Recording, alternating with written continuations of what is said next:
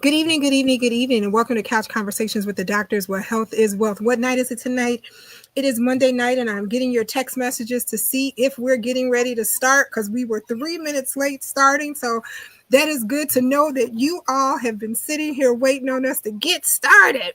So, as always, we're going to go around and we're going to introduce our esteemed panel that is here with us on this evening, as always, starting with my coworker who tends to go and have fun in the sun, but he's been hanging out here with us lately. That's our very own Dr. Douglas Graham. Hey, Doug. Hey, thank you, Nikki. I'm a retired physician. I spent 30 years working in the western suburbs, and after I retired, I went to work in a congressman's office. And it really opened my eyes to public health and public service. It's an honor and a privilege to be here, and I'm going to try and answer your questions as best I can. Outstanding, outstanding. Well, to the person who just texted me and said Dr. Mason is missing, he is tonight. He sent me a text message and said that he was having dinner with his family, that he had forgot that it was Monday night and that his grandsons took him to dinner. So he is out with the 3 T's on tonight.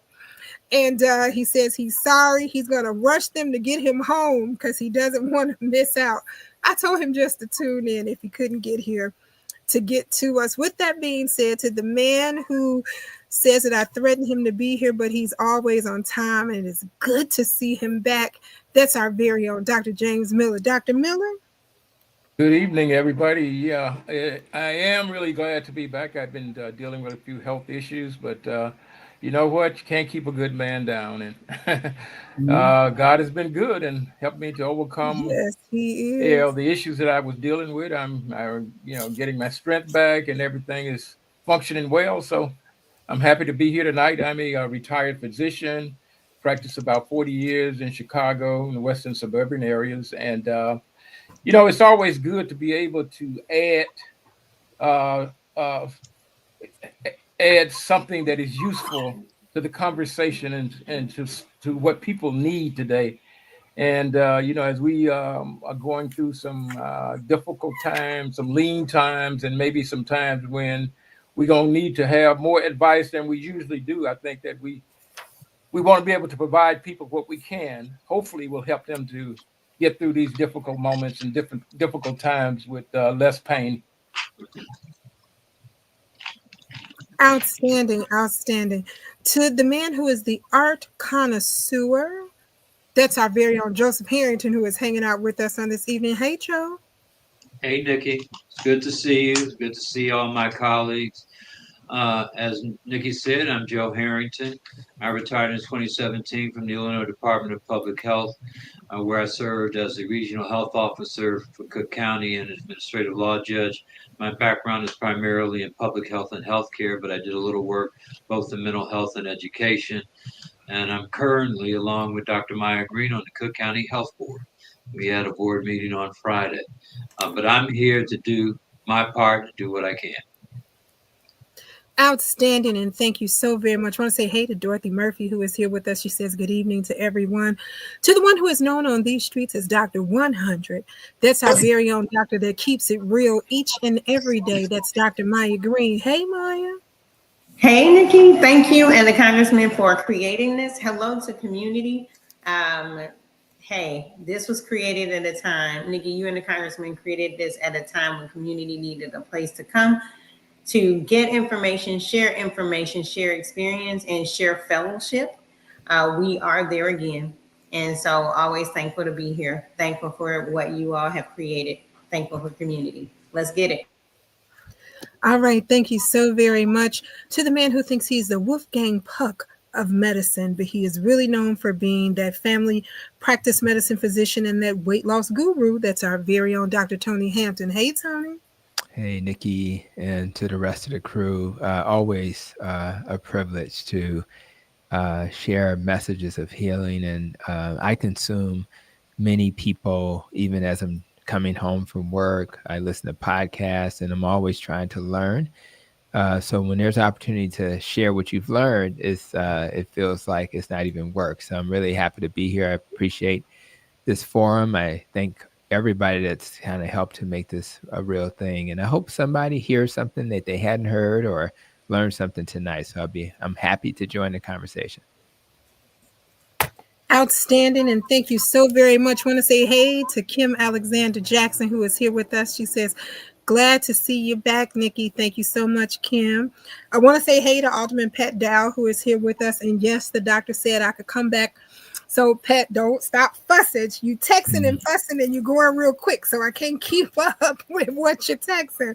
Want to say hey to Carrie Steele, who is here with us, to Audrey J. Cox, who is here with us just as well.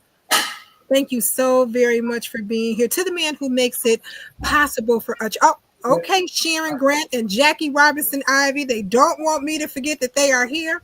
I was going to bring you up as soon as we started, but Jackie says hey to the congressman personally. She says, hey, Congressman Davis, and then hey to everybody else who is here. That's our very own Jackie Robinson Ivy. Want to say hey to Deborah Williams. Deborah says, hey, hey, hey.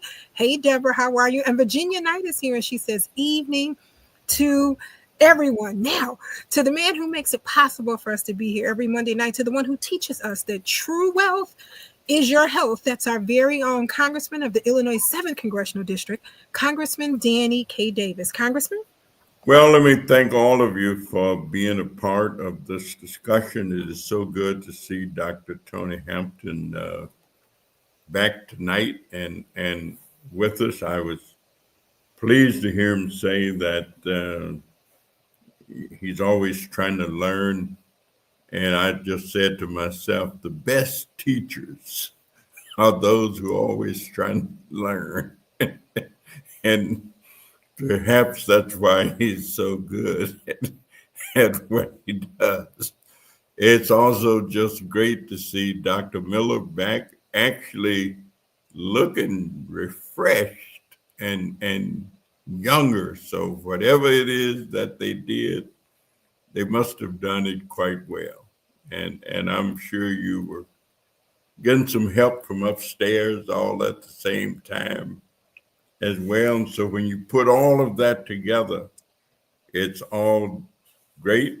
And Nikki, of course, it's good to see you back in the saddle. And there's so much going on, so much to talk about, so much to listen to, so much to be a part of, until I guess we'll just, this is,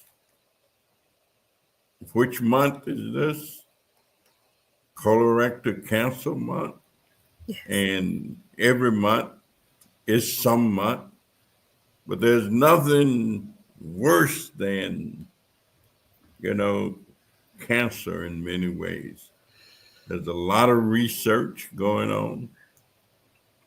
Some research is probably going to be stifled and stopped. And I had a couple of researchers who were in earlier today, and they were saying how unfortunate it was because you have to keep doing the research to ultimately try and get to where you're trying to go. And so thanks to the whole group. And why don't we just go ahead and get it on? Outstanding. I just want to say hey to the Core Center. They are working. They are working, but the Core Center is watching. So I want to say hey to the Core Center. I want to say hey to the nursing staff over at Mount Sinai Hospital, who is working just as well, but they are watching us too. And they actually send a special shout out to Dr. Miller. So they say hey to everybody, hi to the congressman, and they say hey, Dr. Miller. So they actually wrote in their message that Dr. Miller used to work with them and they really miss him a lot. So Dr. Miller, if you was over there at the old Sinai, they saying that they miss you. Want to say hey to A.V. King, who is here with us. He says, I am in class, but I am still watching. So, hey, A.V., how are you over at CDPH, the Chicago Department of Public Health? I want to say hey to Pamela Dominguez. She says, good evening to everyone. And Audrey, I got your good evening in real early because we knew you were here and that you were watching. And thank you so very much. Well, as the congressman shared, I want to say hey to Shirley Fields. Hey, Shirley, I did not forget you. Want to say hello to Shirley, also to Patrice Porter Rowland, who is here with us just as well, and to Evangelist Terry Johnson. Thank you guys so very much for watching and being here with us. So, as the Congressman shared, March is colorectal cancer month, and it is also multiple sclerosis awareness month just as well. We got a number of questions about colorectal cancer. And one of our very first questions, and I'm going to throw this out here to the doctors, and you guys attack it, as Dr. Maya Green said, let's get it. You guys attack it. So they said, how does colorectal cancer actually start? So Go ahead. So cancer is when the normal growth and development and repair process in your body takes a turn and it's no longer controlled. And you start to make it faster than it ages and dies. And so there's a normal process that gets disrupted. Sometimes it gets disrupted by chemicals. Sometimes it gets disrupted by radiation. Sometimes it gets disrupted by other factors. But the problem is you get more of a particular kind of cell or tissue than belongs there, and it starts to crowd out the healthy ones and consume all the nutrients, and it can break off and spread to other places. It's kind of like a bad weed moving from one pasture to another. All right, outstanding, outstanding. Yolanda Williams is here, and she says, good evening to all. Linda Johnson is here, and she says, good evening to everyone just as well. Hey, Deborah, Miss Deborah from Coleman's Barbecue is here, and she says, good evening. She's loving this topic. Kim Alexander Johnson says, can you share about diabetes and how it can affect you? I have a staffer who has had something that spread on her toe after cutting it, then thought it was an infection, but then was told that it could be diabetes related. She is pre-diabetic. So I want somebody to answer that. Then I'm gonna go on a soapbox about that for a second. So go ahead on the answer. Let me just, it's so funny, but not funny. But I actually had a patient today who came in, and the wife said, "You need to have doctor look at it," and he was like completely blowing it off. A person who has a hemoglobin A1C that's probably in the 9 range. So we have a person whose average blood sugar is probably like in the 200 range. So when that happens and you get what he thought was just a little minor thing, I looked at it and it absolutely looked like it was infected. And so if you take a person who is dealing with a blood sugar that's elevated, they're having a lot of we call glucose glue. And when that glue sticks to your arteries and your nerves, it negatively affects them. So your circulation is not as good for the arteries, and your nerves don't work well. So when you're trying to heal, you need nerves and arteries to work properly. So in that particular case, if his lovely wife had not encouraged him to come in, that could have turned into an amputation down the road. So at the end of the day, when you have diabetes, things just don't work well. And even when we talk about colon cancer, your immune system is what keeps your cancer in check, which is very ironic as well. So the goal is to not allow a body that normally does wonderful things to help you heal. It's actually amazing how you cut yourself and it just stops bleeding with the platelets. It's amazing how when you get these organisms in your body just does a good job. But we have to have a healthy body. And the inflammation and irritation that results can be devastating. So at the end of the day, yes, diabetes greatly increases your risk for infections of all types. Primarily because you're always being exposed to things. But when you have diabetes, you're able to then be at higher risk for those things actually impacting your body negatively. So if anybody on this live stream has diabetes and they are dealing with something that sneaks up on them, like a cut, or they think you may have an infection, take it very seriously, because it can then escalate in a way beyond just a amputation. You can get a systemic infection, a sepsis, and it can actually take you out of here. So we take all of this stuff very seriously, but the key is to put that diabetes into remission. And that's what I hope everybody works to do. Yeah, I want to offer up a perspective, and I know Dr. Maya, I just beat her by a fraction of a second. But two things I just want to provide in terms of context. The cancer actually takes its name from where it occurs. So cancer is cancer and is uncontrolled growth of cells. And it takes its name based upon the body part that's impacted by cancer. So cancer is cancer. And once those cells form, and they form at a microscopic level, they're looking to grow. And they can become pretty big. But again, I've said this before, and one of my colleagues, Dr. Paul Crawford, always used to talk about how we operate out of a symptom-based paradigm. At a microscopic level, you're not going to have any symptoms. You won't have a symptom till the cancer's actually grown, some physical symptom. And that's the bad thing. And that's why you need to be in routine care so things can be caught early and doctors can detect things at their earliest possible, most treatable state. But again, and the other thing that I wanted to talk about is this idea of uh, the circulatory system and how some of these things affect the circulatory system, because it's important for blood to flow normally throughout the whole body. And so the hardest places for the blood to go, because the blood vessels get extremely small when they're doing what they call this transfer of oxygen and nutrients to the vital parts of the body. So it gets very small. So they get smaller and smaller and smaller.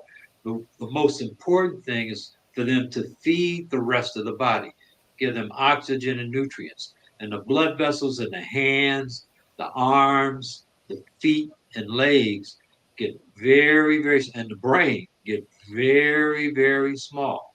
And so when you have conditions like diabetes and high blood pressure, that's going to result in some kind of problem as well. And you won't know it until you have some kind of physical symptom. And what I've come to understand is and if you liken our body to a machine, we're like a computer. And that symptom is to tell you that something is wrong and you need to get it fixed or you need to see a doctor. And if you wait till the last possible minute and you ignore and you don't go to see a doctor, then you're looking for real trouble moving forward. And I'll toss it to Dr. Meyer because she wants to build off of what Dr. Tony said. Go to the cancer and just kind of fill that in. I was trying to, y'all saw the grown man that's 6'1" that just walked in and brought our, we do some stuff for youth at after school, who brought the iPads back. He's 6'1", he's my little cousin.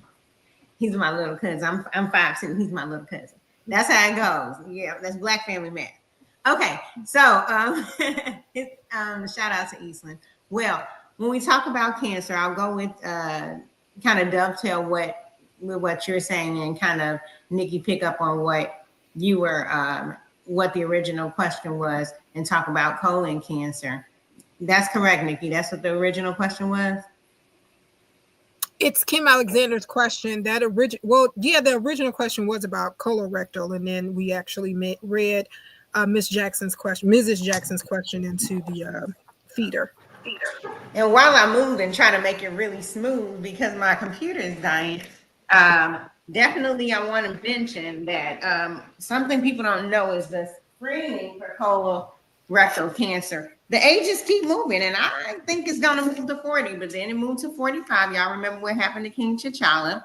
And if you have a family member that had colon cancer, please remember you start your screening 10 years earlier than the age in which they got theirs. Right? Can you repeat that portion? If you have a family member that had colon cancer, you start your screening 10 years before they had theirs. So a lot of people just released. Remember, we used to think colon cancer screening started at 50. Then they made it 45. Let's say I got a family member, first degree relative, my father. Let's say my father had colon cancer when he was 40, right? So all the other stuff for me goes out the window. I started screening when? At 30 years old, 10 years earlier than my father's cancer occurred. So once again, colon cancer is no longer 50. They changed it to 45. But if you have a family member that got colon cancer at whatever age they got it, and you need to screen earlier, keep that in mind. Don't just say, hey, everybody else was screening at 45. I'm going to start screening. You start screening 10 years earlier than your family member. All right. And that's one of the preventive ways we can catch colon cancer or risks of colon cancers early and deal with it. Number one. Number two, I'll get my whole in while we're talking. We were talking about diabetes and wounds. It is like this. So diabetes, a lot of times they say, hey, it's sugar, it's a disease of the pancreas. It really, like Dr. Hampton said, affects your whole body. So just imagine if I get cut. The body is amazing, right? There are a couple of things that, how do I know I get cut? My nerves told me. It said, ouch, right? When you have diabetes, guess what? The glucose that Dr. Hampton was talking about makes it wonky for your nerves. So sometimes you don't have the sensation. So first, I don't know I got cut a lot of times. That's why if you're living with diabetes, every time you come to see us, we like, did you look at your foot? Are you looking at your foot? Can I see your foot? Can I stick this on your foot? You feel this? You feel this? That's what we're trying to see if that nerve sensation is still intact. So number one, ouch, I got cut. That's a nerve. The nerve is not doing its job. First part, that's out, imbalance of diabetes. Now I got cut. There's a bleed. There's collagen that has to line and make that mesh that they were talking about, and then platelets that sit on it to form a scab, right? Guess what? If there's glucose there, that collagen matrix is messed up. It's not doing what it's supposed to do. And the platelets are off and the blood cells are off, not giving the nutrients, not doing it like they're supposed to be doing it. And then when you think about it, if for all my bakers out there, how yeast is a fungus. For all my bakers out there, how do I activate yeast? You add warmth and sugar, right? And so yeast like moist, sugary, and you cover it up. You got to put the little cheese, the little cloth on top of it. Moist, sugary, dark places, right? And yeast like it. Some bacteria like it. So they like it so much. Sometimes in science, we use sugar as a culture. It attracts it, and the yeast and bacteria like to thrive in it. So now, if I'm living with diabetes and my sugar is high and unchecked, I become, for my feet and my distal places, because that's harder for the blood to get to, harder for the collagen to form, harder for the platelets to get to do all that, and furthest for the nerves. Now I have a situation where my nerve's not working, so I didn't know I got cut. The mesh not working, so it's not meshing my cut, putting a little blanket over it where then the blood cells and the platelets can then land, right? And now that I got this open space, it's attracting bacteria and yeast. So that is the trifecta of what's happening. Bottom line, all that together, that's why we like, did you look at your feet when you was in the shower? Did you look at your feet? Can I see your feet? And now we're between your toes and you're like, well, they're weird. You know, that's what we're doing. We're trying to protect your health. Keep it right together. I love it.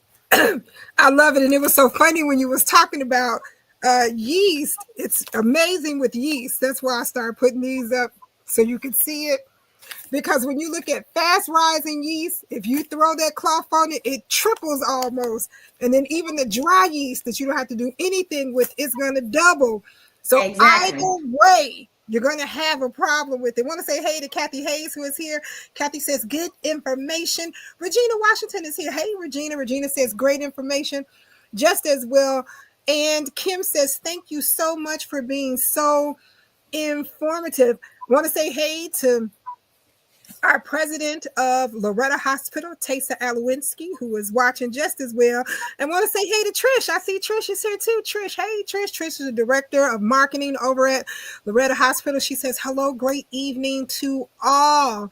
So I'm going to grab your question in 1 second, Dorothy, but I do want to share something. So I'm sharing this because I'm so passionate about this right now. And I have spent a few mornings on the phone with my insurance company because there's a prescription that they now want me to pay 60% for, which comes out to $718 a month. I cannot afford that.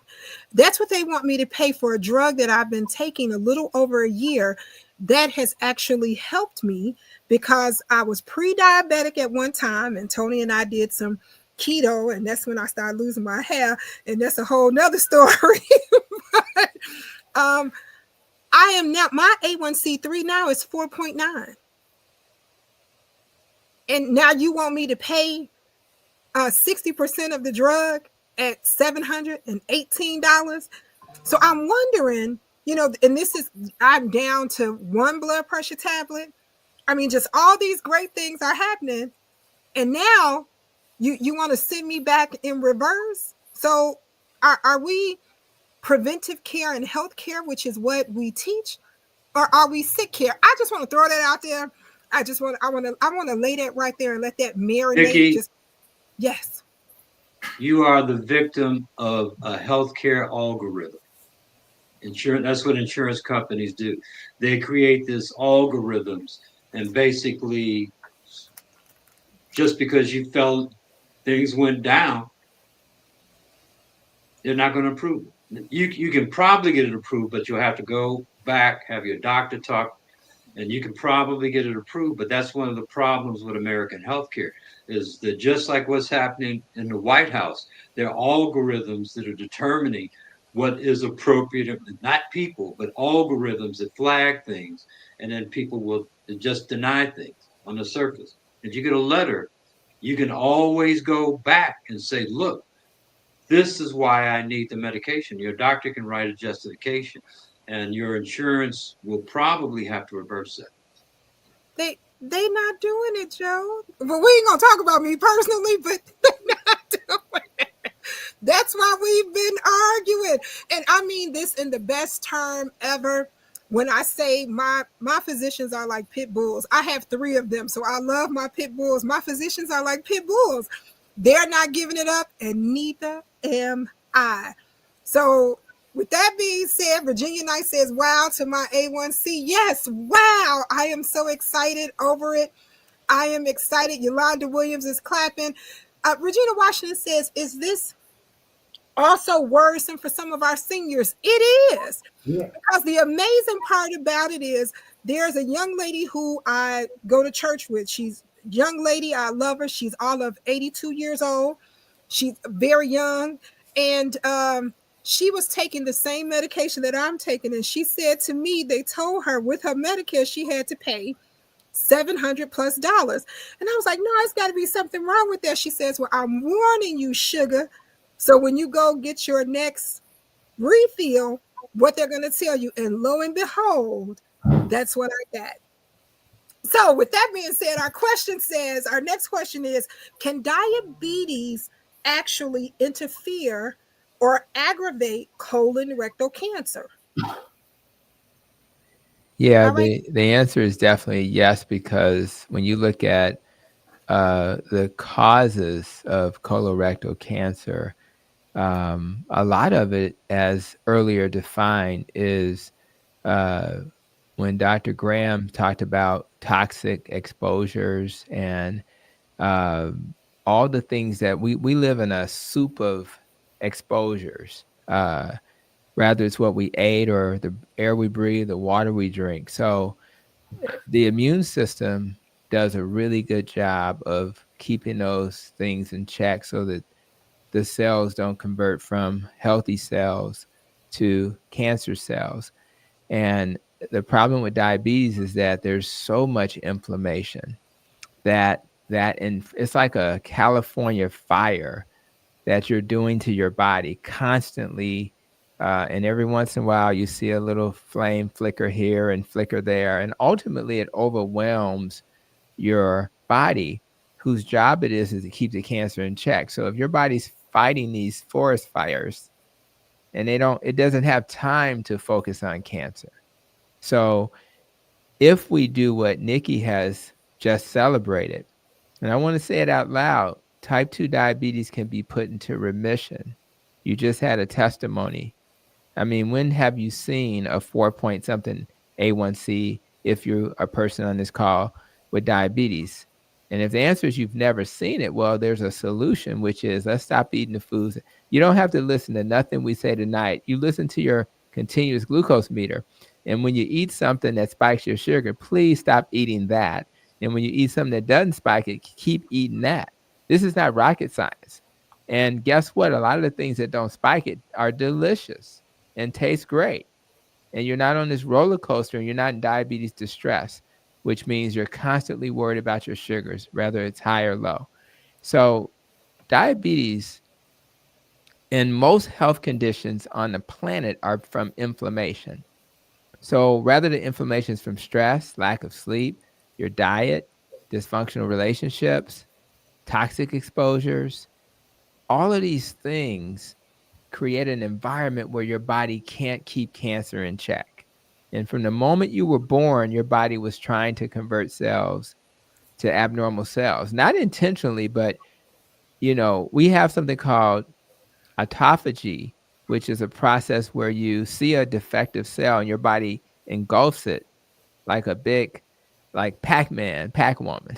I gotta say both sides. And it takes it and says, we're gonna get rid of this because this cell is looking like trouble.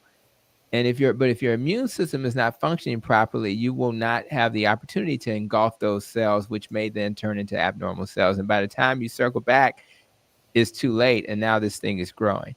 So yes, diabetes affects not just your risk for cancer, but for most things that involve blood vessels and nerves. And as you already know, blood vessels and nerves are everywhere.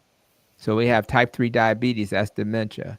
The blood vessels in the brain, and the blood vessels in the brain can also be damaged and lead to a stroke. The blood vessels in the heart can lead to a heart attack. The blood vessels in the kidney, number one cause of kidney failure is diabetes. The number one cause of amputations, as we discussed earlier, because of the blood vessels in the feet, is diabetes. Number one cause of blindness, retinopathy, and things like that, diabetes. And we can go down the whole list because you have blood vessels and nerves everywhere. So if we fix diabetes, and thankfully, when you fix that, you fix a whole lot of other potentially so-called chronic medical conditions. You can walk away from your conversation with your doctor feeling very confident that you may not succumb to the things that your family has succumbed to, simply by what you put in your mouth. It's a pretty remarkable story that should be told at Capitol Hill. But we have to make sure people know the story. So we need testimonials like Nikki and others to share their healing story. And we need clinicians like us who are on the front lines trying to spread this message. And if we do that, then many of us won't have to worry about amputations and type 3 diabetes in the future, because we're doing the things to. Now, one day we will leave this place, but maybe we'll leave this place when we're 95. We have a role model in Danny Davis, who's making 80 something look like nothing. And I'm so impressed with that. And one day I hope to have the same. I have some gray hairs, but not as many as him. But when I get to his age, I want to be able to say, you know what? Not only am I still here, but I'm still adding value to the world. I'm still able to live my purpose. What a role model. And I really appreciate him for modeling what's possible. And we want to model that for others as well, so that we can be here for our families. Outstanding. Well, Dorothy Murphy did have a question, and she says, should we have the same screening guidelines for families with pancreatic cancer, since it is also a GI tract form of a cancer? So that's a little bit more complicated question because of where the cancer is and what its symptoms may or may not be. And I could recommend to you that there are blood tests if you have a certain genetic condition, but they actually have to do very special tests to look at that region of your body. Some of them are ultrasounds, some of them are MRIs. And it would be my thought that it would really take a gastroenterologist with special training in this to give you advice. And I don't think that pancreatic cancer has the same frequency and incidence as colon cancer. So that's why you'd want to see a specialist, have him do some assessments, and give you guidance in terms of which tests you should have and how often you should have them. One of the biggest differences is with colorectal cancer, there's often blood in your bowel movements, and that can be detected by a simple test. That may not be true of pancreatic cancer. And so the detection is much, much harder to find, and you really don't have symptoms until it's far advanced, and by that time, it's usually too late to catch it. So the screening, the timing, and the style are dramatically different between the two different kinds of diseases. Let me just say this real quick, If you're high risk, then there may be some things we can do to look at the pancreas in advance, rather CT scan, MRI, ultrasounds as previously suggested. But if you're average risk, which is most of us, you have to do this lifestyle thing. And you have to reduce inflammation. So in other words, the lifestyle thing will target so many buckets, many of which you don't have control over. I mean, think about that guy who ran Apple, has more money than we can imagine, and yet that wasn't enough. So focus on what you have control over. And if you do that, then you'll greatly reduce your risk. And that way you don't feel helpless, like I just got to wait till it happens. No, you don't have to wait till it happens. You have to start this lifestyle journey. So think of it that way and reframe how you think about it.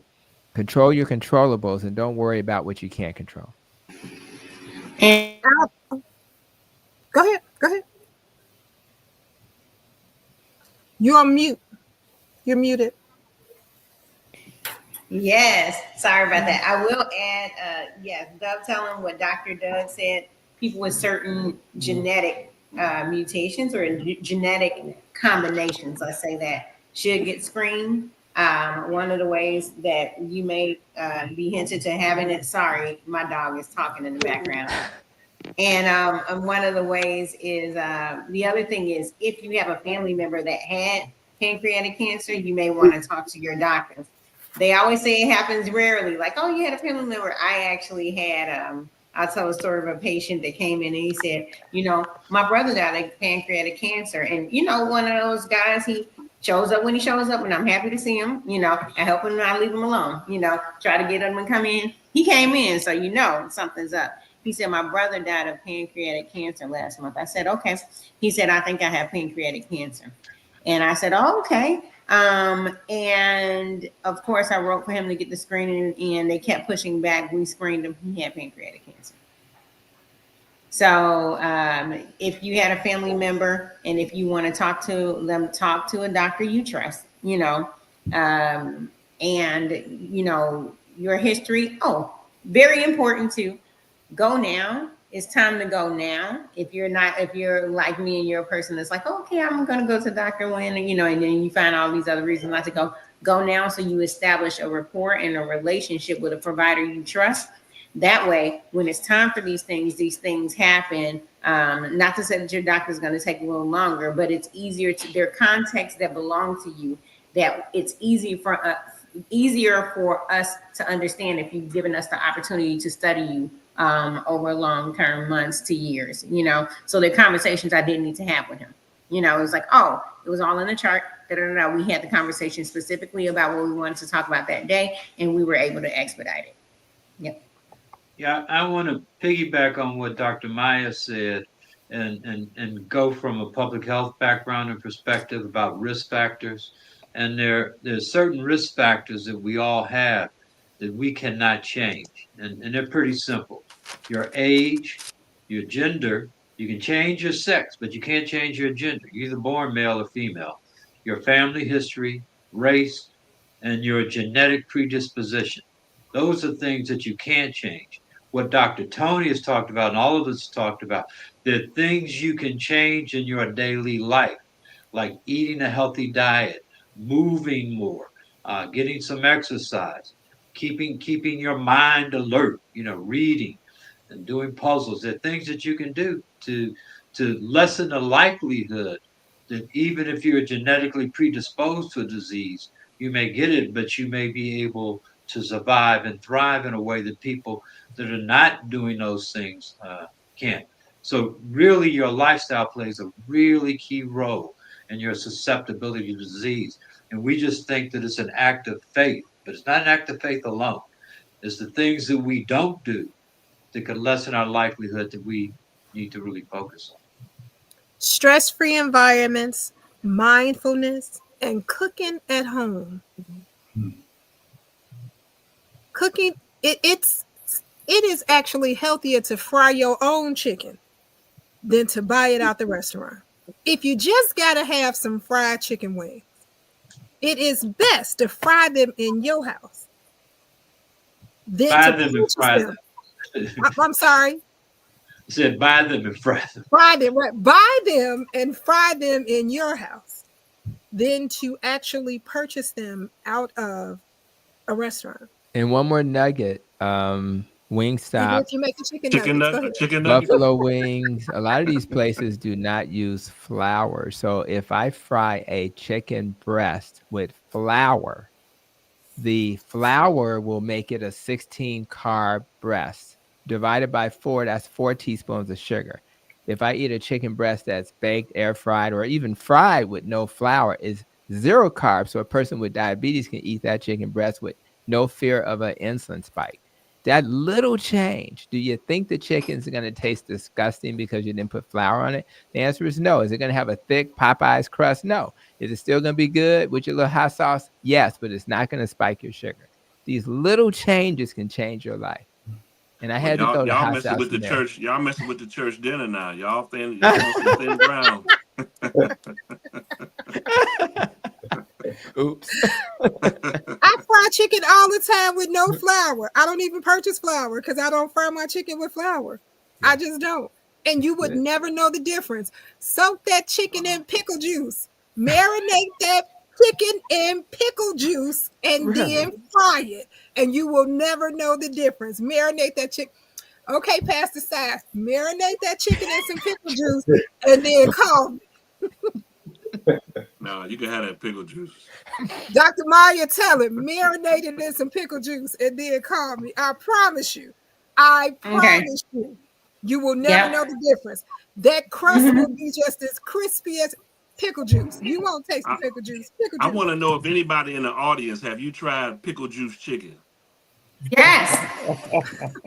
Anybody, put it in the chat. Anybody who tried pickle juice chicken? I want to know how popular that is.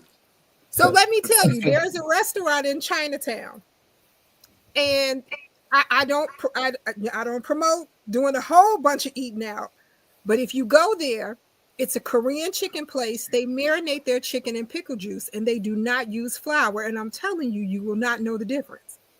You will not. You will not. Want to say hey to Rosetta Guy who's here. Rosetta Guy says hello, everyone, and thank you. Regina says, what are some of the major preventions for those who are pre-diabetic? I think we kind of went over that, but we'll summarize that for you at the end. I think they gave a lot of that, but we'll summarize that. And what Dr. Maya and Dr. Tony were saying, it's very simple. Just start eliminating some small things out of your life, like soda. Stop drinking pop. Just drink water. And make water taste good to you. Just put stuff in it. I mean, take a little lemon and put over in it, or put some extra ice in it or something, but make it taste good to you. Make it beautiful. Get you some mint and stick it down in your glass, whatever you need to do. But if you begin to have a love affair with water, things will become a whole lot better for you. Regina also said, and that's just a small thing that you can do. Go ahead, Dr. Maya. Before we get too far off the pickle juice marinated chicken, I just want to say, I'm gonna bring the truth, Pastor. Here I come with the truth, Pastor Side. Come on. If you have, so the main ingredient, of course, in pickle juice marinated chicken is vinegar.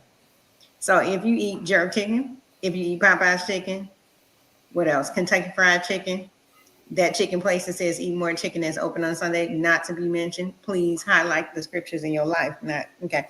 So not just your Bible. Not your pastor. I'm talking about the chicken place.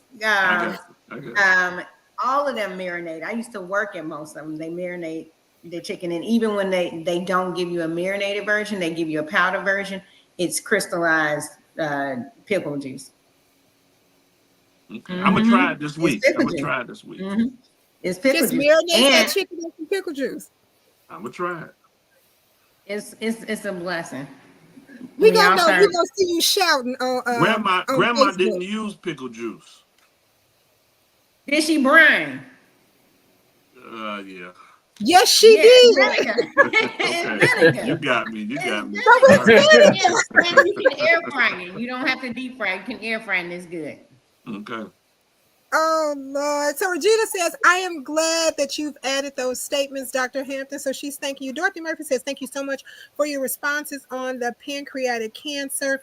Regina says, also, it would be great for pre-screenings. Okay. She was saying absolutely, and I think she was saying that to some of the comments that were being made. People are saying pickle juice never. Kathy, you didn't took it off with the pickle juice. I'm getting too. Audrey has a great one. She says, "Is it sweet or dill pickle juice?" Okay. Gotta be Deal different. usually. Melinda Maxwell is here. She says, haven't tried it, but I will try it and see if it works this week. So interesting. Dorothy answers her. She says, dill pickle, that's what it is, dill pickle. And Kathy says, yes, it does. So now get on the chicken bandwagon, Pastor Side. Get on the chicken bandwagon. So the Core Center has a quick question. They would like to know if the doctors could go over exactly how colorectal screening should be done and how you should have that conversation with your doctor. So some of that starts with, okay, come on, Doug. but it depends on whether you're average risk or high risk. So if you've never had colon cancer, there's no one in your family's got colon cancer, you don't have other bowel conditions like Crohn's disease or ulcerative colitis, you haven't had radiation to your stomach area for other reasons, you're at average risk. And there's a table that tells them what test to do and how often. However, if you've got one or more family members who have colon cancer, or you have these bowel problems called ulcerative colitis or Crohn's disease, you're at higher risk. And so they're going to do different tests more frequently. And there are places where you can go to learn more about these websites, and actually places where you can actually do a calculator and calculate your own risk if that's what interests you. Okay. Well, Linda Johnson asked a question. She says, what about the sodium?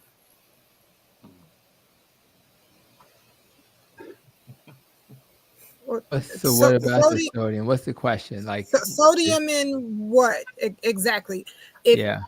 Clarify that for me. I guess the sodium in the pickle juice. In the pickle juice. Yeah. In the world I live in the low carb keto world, and in that world we need salt because carbohydrates attract water, salt, potassium, magnesium into your body. When you go low carb, you get rid of water, salt, potassium, magnesium. So in the world I live in, we actually have to add salt back in. So we don't have to have in fact, if you don't add the salt back in, you're going to end up with cramping as one symptom. That, and this is the funny part. One of the best ways to deal with cramps is pickle juice. So if anybody's having a cramp, right, they can just pastor's like, what? A little swig of I know we're going old school because most of us grew up around in neighborhoods where all the girls are walking around with pickles, right? So right, that's right. And it's probably still existing. I just haven't been in the neighborhood. But listen, a little pickle juice or mustard for cramping because again, the salt is necessary. Now, if you're a typical American consuming a ton of starch and carbs and sugar, you don't want the salt because you are going to add fuel to the fire. So these are little nuances that we have to think about with these different dietary patterns. But so salt is not the enemy except for a dysfunctional standard American diet. And in that setting, you absolutely should restrict salt. And then you have people who are salt sensitive, who also has to be more restrictive of salt, even if they're doing a low carb diet, because their body just tends to overreact. So it's very nuanced, and you have to kind of know who's in front of you so you can advise them appropriately. Outstanding. Well, Yolanda asked that same question, and Yolanda, I think we answered that question for you. Kathy Hayes says, get a shot of the pickle juice. And Nemi Ward, hey, Nemo, how are you? Nemi Ward says, shots of pickle juice go a long way. Well, Tony, you right. Them girls with the pickle juices, with the pickles. Here you go, right here. I don't believe this pickle juice. Is that where pickleball came from? We're from pickle juice to pickleball. So, Pastor Si, let me tell you, get a Charlie horse, and it's running up the back of your leg, and you feeling paralyzed and want to cry. If somebody give you a shot of pickle juice, it's going to change your life. I'm telling you, you're going to be fine. I keep a pickle. Yeah, Nikki, Somebody Yes, asked sir. about what is the regular or recommended amount of salt or sodium people should have in their diet a day. It's less than one teaspoon, so it's not a lot. So it's less than one Okay. teaspoon. Mm. That's true. So I just want to add to that, just based on what I just said. Absolutely, 1,500, 2,000 or so, 1 teaspoon. However, if you're doing keto or low carb, you need to double that. So that's a whole, and that's why, I actually have training in metabolic health, and it's not the kind of training we get in our traditional training, because we're not taught that we need to do these things. So if I have a person in front of me who's doing this diet where they're doing keto or low carb, they actually I have to take their insulin down immediately. So if they're on like 50 units, they need to leave my office on 30 units, because if they don't, they're going to bottom out. So think about how powerful that is, that you are changing your diet and you have to literally cut your insulin in half on day one. So that tells you that we call it therapeutic carb restriction, because it's as effective as medications, and in many cases more effective. So we need to, and that's why I want to shift our paradigm to from disease management to healing. And we talked earlier about being penalized. Nikki talked about being penalized for healing. I would want our congressmen and others in a position like his to reward health systems for taking people off medicine. We should get a bonus, because we're going to save. It may cost $10,000 to $15,000 per person per year to treat diabetes, and that's just the average person, not the really sick people. Imagine how much money we'll save the health system and that patient. One insulin strip costs $1 per strip. I mean, not just a testing strip to test your sugar. So we can do better than this, and we do want to move towards a model where we reward success instead of penalize success. I'd make more money if a patient has the diabetes complications than I do if they are healing. That's our current health system. And I do want to reward physicians who get compensated for their hard work, because a sick person requires more resources. But it doesn't make sense to penalize Dr. Hampton for taking people off insulin. Mm. It is Yeah, just one a of the worst. ridiculous. Yeah, Yeah, I think that is something that most patients don't really understand, and it is a failure of the system to reward, providing good care. Because the sicker the patient, the more revenue is spent on the patient as well as on the person who's taking care of the patient. But ultimately, it caused the system to utilize more revenue that way, and ultimately that means there's going to be less money to invest in other kinds of things and just to save for other things. So that's an important thing that people need to understand, that it is better to be able to make certain that people are healthy and not sick. When patient gets sick and they got to come to the doctor every couple of weeks, that means there's a lot of resources being utilized. And so if we can keep those patients well by how we manage them, then that helps to save money over time to do other things. Yeah, one of the things that I wanted to say, and I want to piggyback on what's been said, is one of the worst things that the Congress approved was direct to consumer marketing of pharmaceuticals. Mm. People may remember that they couldn't advertise on TV. And now that all these commercials on TV about every ailment you have and what drug is best to use for that.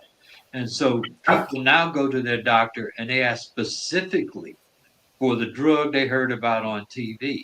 They've made a decision about what they're going to do and how they're going to manage their disease before they've even talked to their doctor, because there's this influence now. There's this influence right now where people are being directly marketed to, and they're thinking about, Ozempic is a good example. It's out of control in terms of weight loss, and so there are these ads that say you don't have to do all the things those doctors are telling you. You can just take this drug and the weight will just fall off. But that doesn't mean that your risk for illness and disease will go down. So what we're talking about will lower your risk. What they're talking about may help you manage it, may help you lose weight. But they always has disclaimers about the side effects of some of these drugs too. And you should really listen to the side effects more so in the ad than what they're talking about in terms of promoting the ad, promoting a specific drug. You And notice that's that just when that no, go ahead, Dr. when Miller. when the side effects is very it's printed in small print. It's not really spoken so much, but they are down in small print where they figure folks won't really pay attention. And so people, if they don't know, they tend to sort of they look for what they see as positive, and what they see as positive, what they desire. Which, if you desire to lose weight, that's sort of what you're looking at. Well, Doctor, Linda let me ask you Johnson all said, this. oh, Oh, go ahead. No, if go I ahead. can, how does one, like I've recently become very more, especially since engaging with you all. You all have really helped my life, knowing numbers and things of that nature. What would you say to the average person, right? When we go to the doctor and whatever it is was happening, and of course they offer medicine, right? And many times it's like me, I don't know what it is, right? And they may say it'll treat you, right? Whatever I'm dealing with. What I mean, many times I just blindly, in most of my life, I just blindly just took the medicine, right? Is there anything, should we be trying to, the average person be trying to learn what kind of medicine it is, look it up? How can we be more empowered not to fall into that pharmaceutical trap? And I'm not saying doctors are just doing that, but I'm just saying so at least you're aware what's going on in your body, what it is, what it's supposed to do, that kind of thing. And, just instead of just saying, okay, you give it to me and next thing you know, you got 5 different pills, and you probably can't pronounce one of them. Yeah, Well, I think right before the doctors attack this, I want to help you out with that question. And this is something that the congressman and myself and Dr. Pete, actually, when we started this conversation in 2019, one of the things that we talked about was the way you remedy some of that from a very granular perspective is to not use the emergency room as your primary care physician. If you create a relationship with a doctor, your doctor knows you, you know your doctor, they're going to prescribe what is really best for you. And then your doctor will even tell you, I only want you to take this for this amount of time because these are some of the things that may happen. Also, going to the doctor is not the place where you be quiet at. Make notes when you go to the doctor and you have a conversation with your doctor. Tell your doctor exactly how you feel, what's ailing you, and then also tell your doctor how you feel about what they're going to give you to take. And then third, and I'm going to hand it right back to Dr. Miller, is when you go and you see your doctor, make sure you're seeing your doctor. Have a relationship with your doctor. Don't let somebody else hand you a doctor. Now, you may ask, what do I mean by that? There are certain insurances that will assign you to a doctor. Well, if that's not the doctor that you're comfortable with, find your doctor, the doctor that you are comfortable with. And then you go and see that doctor. And this is the place where you don't be quiet and you have the most candid, honest conversation ever. Talking to your doctor should almost be like talking to Jesus. You go right in that room and you tell them everything. See, Jesus know what you done did because he could see it and you didn't have to tell it. The doctor don't know. He gonna figure it out along the way. So just tell it when you get in there so you don't have that as a backup. Go ahead, Dr. Miller. Yeah, so good doctors are obliged to explain to you whatever their findings, whatever it is that they are going to treat you for, and how they're going to treat it, and why they're going to treat it, and also if there are options to the way to treat something, they'll also explain what those options are, and will explain to you why they chose a particular option versus maybe other options that are available. And I think that the important thing is that the conversation between you and your doctor should help to make you feel comfortable with that individual. And if you're not feeling comfortable that you trust him or her, then I think that there's then either that most of the time that occurs because either there's some issue with communication, there's some issues with how things are explained, maybe not in a way that you grasp it, And so you shouldn't feel that, you got to be a doctor to understand. And it's up on the doctors to explain to you in a language that should be familiar to you, what is going on, and how he or she is going to treat the problem that you presented with. But if you feel that I'm taking this stuff, what is it that I'm taking it, and that should be explained to you. I think good doctors are going to explain that to you, and if you have question about it, they'll answer those questions willingly. And if they're not willing to answer those questions, then you may need to be looking for somebody else to care for you. Absolutely. What Dorothy Murray says, Yolanda Williams, yes. And I think she's agreeing with Yolanda's statement when Yolanda says, be an advocate for your older family members. And absolutely, go to the doctor with them, go in the room with them, and be that advocate for them while they're there. Kathy Hayes says, you have to ask questions, period. How long am I taking this medicine? What am I taking this medication for, etc.? She's absolutely right. Pamela Dominguez says, listen to the side effects on TV and then don't take the drug. That is hilarious. Regina says, yes, rewarding success for the change in lifestyle and good health processes. This is a great incentive. Linda Johnson asked a question. She says, they are not taking that much time with us. So, Linda, I'm going to tell you something. Sometimes you have to make people take time with you. Just like with Dr. Miller. Dr. Miller and I both have probably been gone for about 4.5 weeks.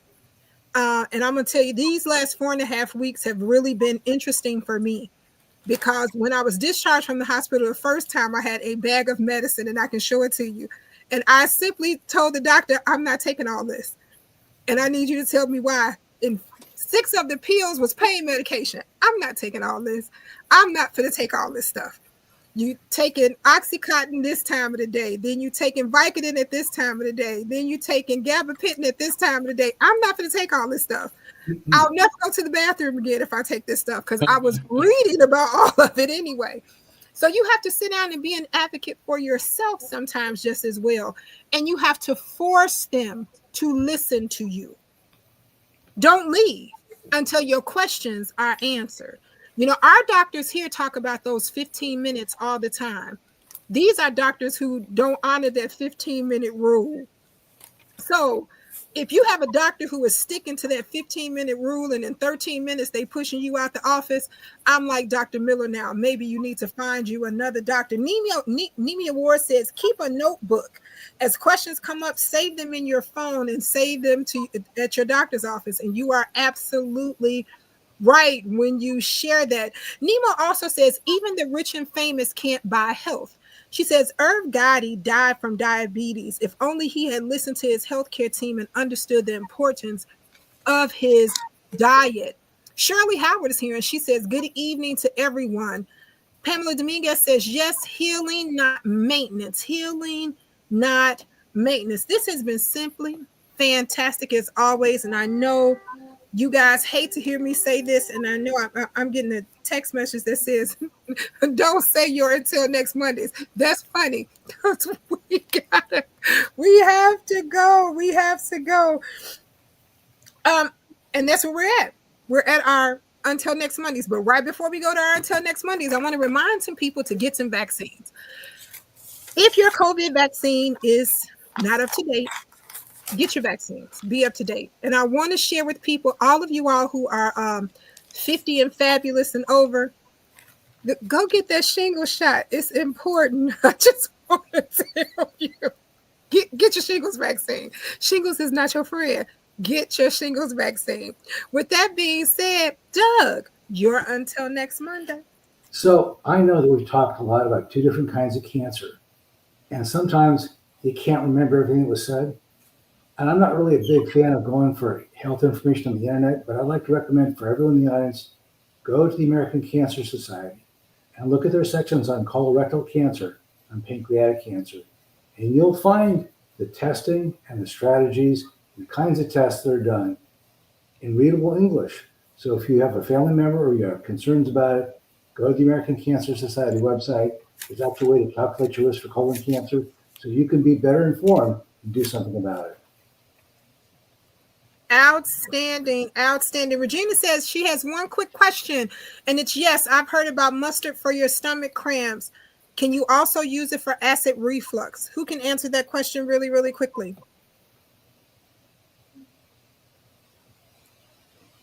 Dr. Maria? It's spotty.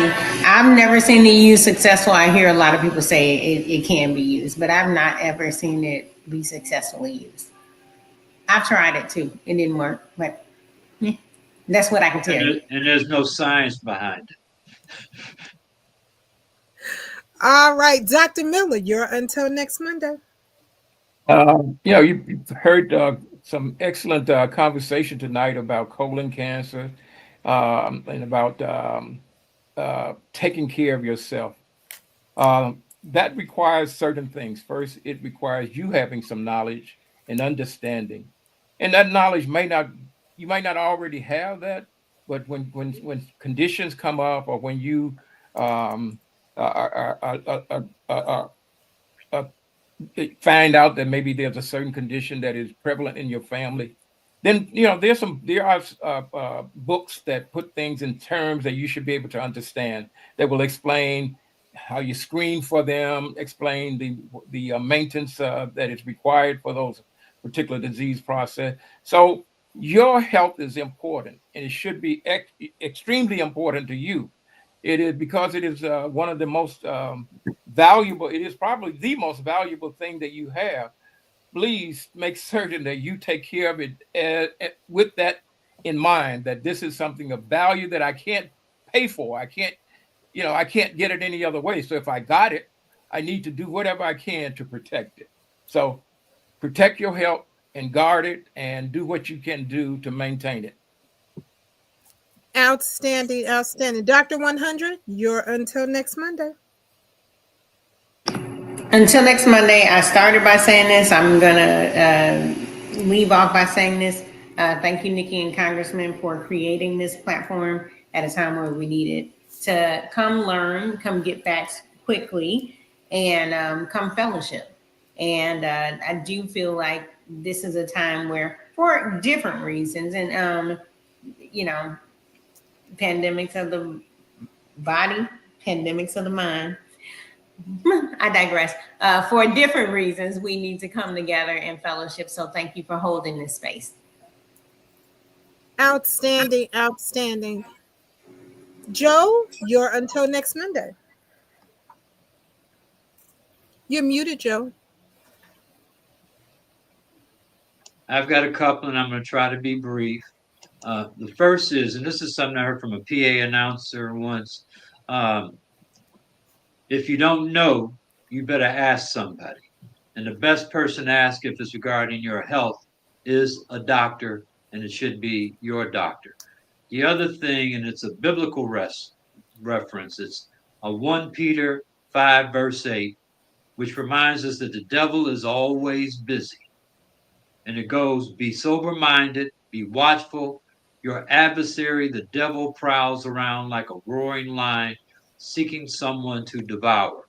And our conversation before we started this had a lot to do about what's going on in this country right now, and that's why I wanted to offer that up. Outstanding, outstanding. Well, Dr. Hampton, you're until next Monday.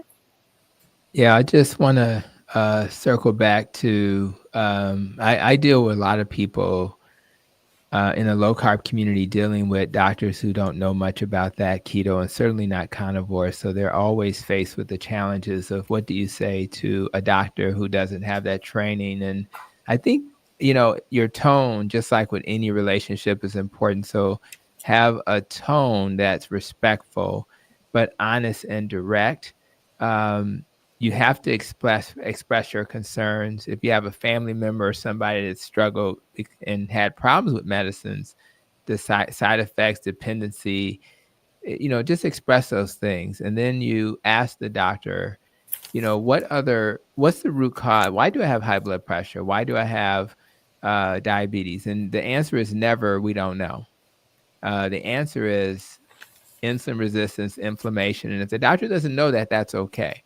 But the key is, are there some lifestyle things that I'm so that I can try first. Every doctor is trained to try lifestyle first. Unless your blood pressure is 200 over 120, if it's like 150 over something, you should be given an opportunity to try lifestyle first. And you can't diagnose hypertension, although we didn't talk about that on the first visit. You need 3 separate visits where the blood pressure was elevated. So a doctor who's pulling the trigger too quickly is not following the standard of care. And then you offer them, hey, if I make some lifestyle changes and we have results, would you walk with me as we try to make these lifestyle changes together? And then there are times when you need compromise. Sometimes you need bridge therapy where you try medicines while you're adopting a safe lifestyle.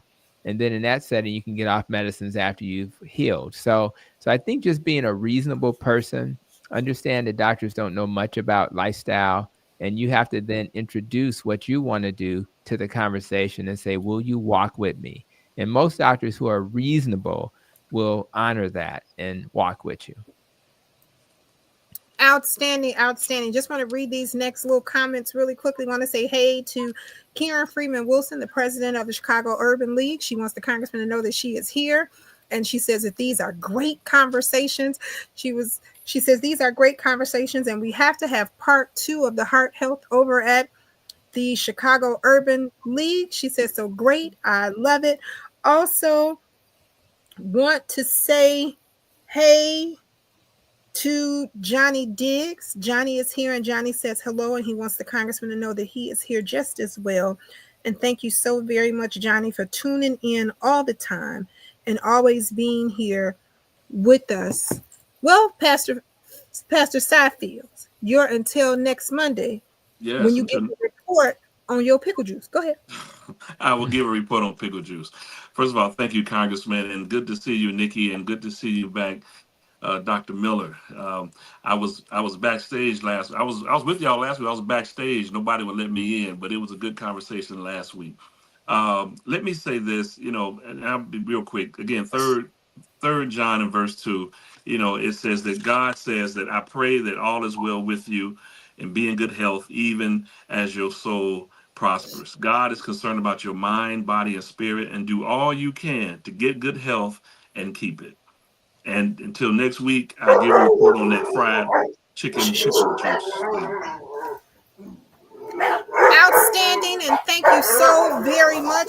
Want to say hey to DLV Printing. They are over there printing your t-shirts and your programs, but they are watching, and they wanted the congressman to know that they were here. So hey, Keisha and Vernita and Kalila over at DLV Printing. Thank you guys for watching and always being here. Well, Congressman, as always, take us home. Well, the information has been incredible. And I take the position that anything that you learn should help you. And anything that you learn and make use of generally will help you. The business of understanding our healthcare delivery system is pretty complex in many ways. And I've been reading this article in the newspapers saying that why do Americans pay so much more than other countries? But also it says unequivocally that the United States leads the developed world in deaths from diabetes, as well as deaths from chronic liver, kidney, and respiratory diseases, according to health trackers. And so it behooves us to understand from an individual perspective, as well as a collective perspective, what we need to do and how we need to do it, because our country seemingly, and I got a report even as we were completing our discussion, that the United States is temporarily suspending all military aid to Ukraine, according to a senior administration official who said the aid would not resume until President Trump determined that Ukraine had demonstrated a commitment to peace negotiations with Russia. So all of these things are tied in one way or the other. And we need to be as healthy as we can possibly be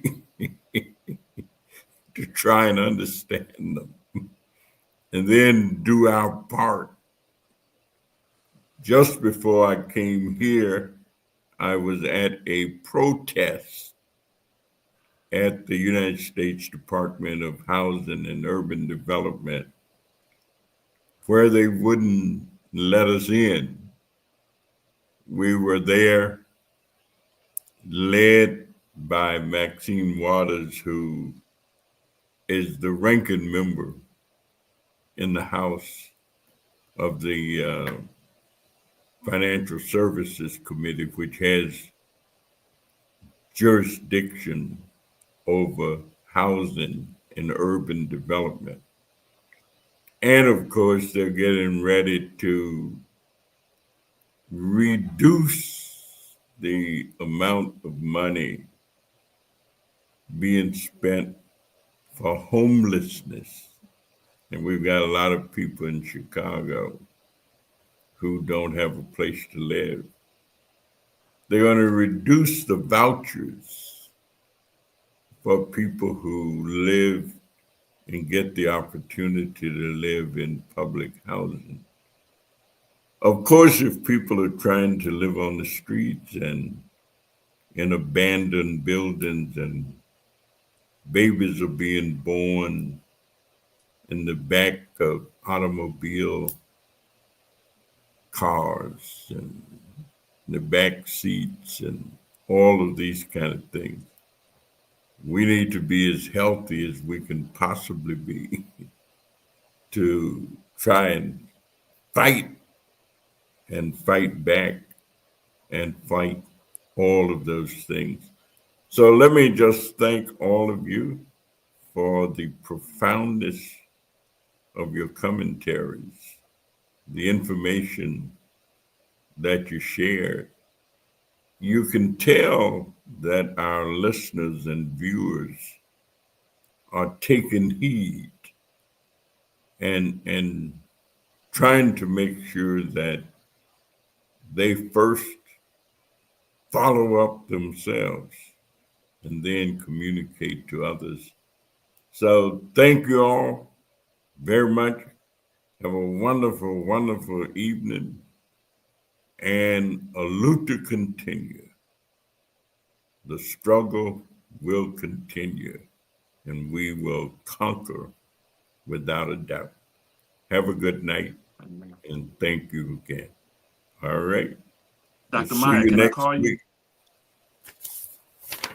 All Dr. right. Maya, can I Next call